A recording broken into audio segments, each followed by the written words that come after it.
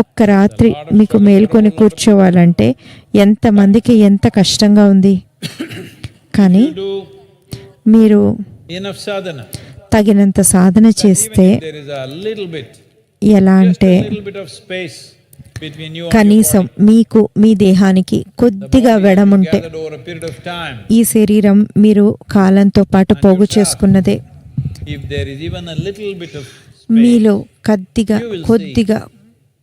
కొంచెం వెడమున్న మీకు మీ శరీరానికి మధ్య మీరు ఆకలిని పక్కన పెట్టడం కానీ నిద్రని పక్కన పెట్టడం కానీ పెద్ద విషయం ఏమీ కాదు. ఎవరైతే వారి భౌతిక తత్వాన్ని అధిగమించగలుగుతారో వారు సహజంగానే కాలాన్ని కూడా అధిగమించి కాలభైరవుడు అవుతారు. కానీ ఈ 7 ఈ ఆదియోగి నిశ్చల తత్వంతో ఎంతో ఆశ్చర్యపోయారు. ఇంకా ఆయన్ని చూస్తే చాలు వారి లోపల ఎంతో గొప్ప పారవస్య భావం ఏర్పడుతోంది. మీకు కూడా అలా అనిపిస్తోందా? ఈయన్ని చూస్తుంటే వారు ఆయనతో మైమర్చిపోయారు.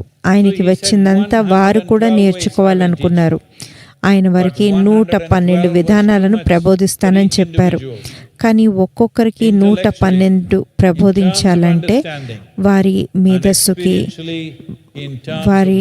వారు దాన్ని గ్రహించగలిగే శక్తికి అనుభూతి పరంగా అది వారు నిలుపుకోవడానికి ఇది చాలా ఎక్కువైంది. అందుకని ఆయన దాన్ని 7 భాగాలుగా విభజించి ఒక్కొక్కరికి 16 అంశాలను ఆయన బోధించారు. ఇక ఆయనకు వాళ్ళందరూ ఎంతో తేజోపాత్రులుగా ఉన్నారు అని అనిపించినప్పుడు ఆయన మీరు ఈ జ్ఞానాన్ని వెళ్ళి ప్రపంచంతో పంచుకోమని చెప్పారు. మీరు ఇప్పుడు బయలుదేరాలి అన్నారు ఆయన.